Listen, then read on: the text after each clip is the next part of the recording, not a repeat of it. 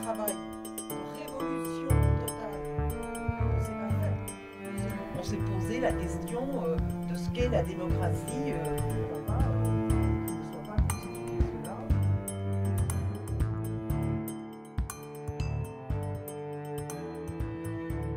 C'est une bonne question quand on se trouve dans le quartier de la Paillade, par exemple. Les inégalités dans les quartiers populaires viennent du fait que, qu'on le veuille ou non, le système capitaliste organise des guerres contre les peuples et des guerres contre les gens. Il a besoin de dominer. On organise les villes avec des quartiers périphériques, et même à l'heure actuelle de la périphérie de la périphérie.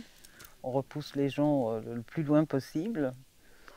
Et en fait, la seule question qu'on devrait se poser, c'est de savoir d'où ça vient. Parce que ça n'est pas décidé comme ça d'un seul coup.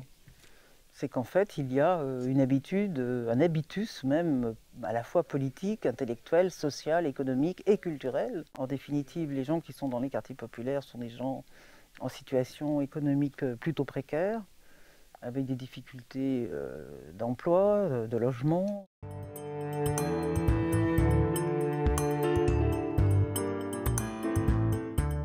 Si les gens prennent conscience de ça, c'est possible si on passe par exemple certainement un passage politique par une démarche sur les réparations politiques, non pas individuelles, non pas non plus de type healing, enfin ce qu'on dit en anglais, healing guérison ou autre, psychologisante, mais vraiment un véritable questionnement des rapports de force, des relations internationales. Par exemple, la relation de la France au Niger, au Mali, au Burkina Faso, c'est une relation de domination. Donc comment est-ce qu'on peut inverser ça? Ça ne peut pas se faire indépendamment de l'Afrique, mais ce qui est en train de se faire pour Haïti aussi.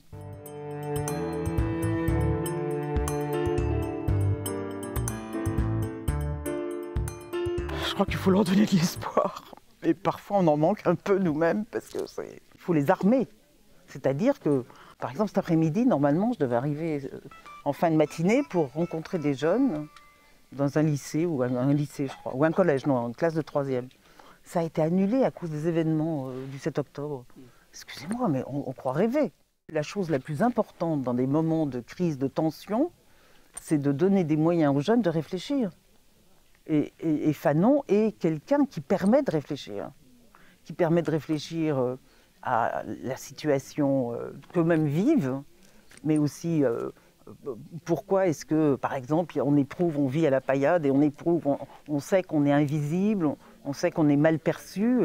Fanon permet de comprendre cela. Il faut aussi donner aux élèves des outils qui leur permettent de transcender les situations entre guillemets traumatisantes, mais aussi des outils de critique, d'analyse. Et donc si on se retranche derrière le fait que ah ben non, ça risque de dégénérer, mais on est bien dans une république, presque je dirais une république bananière, quoi. On décide pour les gens ce qui est bon pour eux.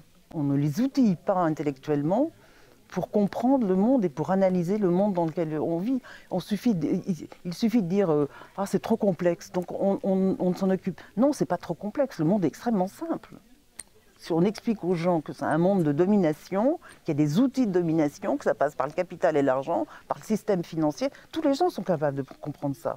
Plutôt que d'augmenter la rancœur, l'animosité, le fait de ne pas être reconnu, d'être invisible, donc une espèce de violence intérieure qui bouillonne et qui peut un jour éclater, il serait beaucoup plus intéressant de leur donner des outils de réflexion. Toute personne, si elle comprend comment ça fonctionne, elle peut être auteur de changement à des niveaux différents, macro, micro, endogène, exogène. Elle peut créer du changement. Peut-être d'avoir des rencontres absolument improbables avec des gens qui d'abord déjà les regardent différemment, et puis ensuite leur parlent normalement.